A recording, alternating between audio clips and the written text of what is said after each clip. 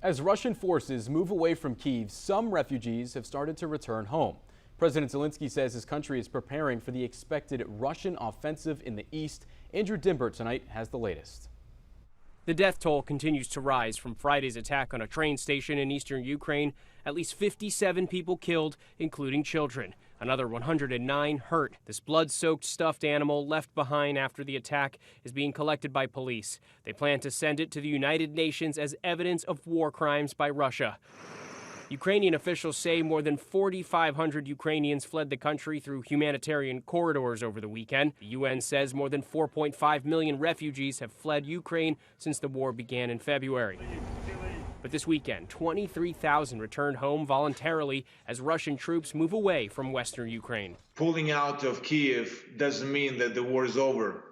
They just changed the strategy. Obviously, we are expecting them to be back and again targeting the capital. Satellite images show a Russian military convoy, at least 8 miles long, headed east. Military analysts say Russia is preparing for a major offensive, driving from territory they already control in the east westward. In his daily address, Ukrainian President Volodymyr Zelensky says, "We are preparing for their actions. We will respond." The Kremlin has appointed a new commander of the war effort, General Alexander Dvornikov, who led Russia's brutal campaign in Syria in 2015. Retired General David Petraeus on CNN says he's known as the Butcher of Syria. The hallmark of the Russian forces so far has been indiscipline, not discipline. It has been violation of the Geneva Convention and the law of land warfare and so forth. Evidence of Russia's brutal war tactics continues to be uncovered. Ukraine's prosecutor general says more than 1,200 bodies have been found in the Kyiv region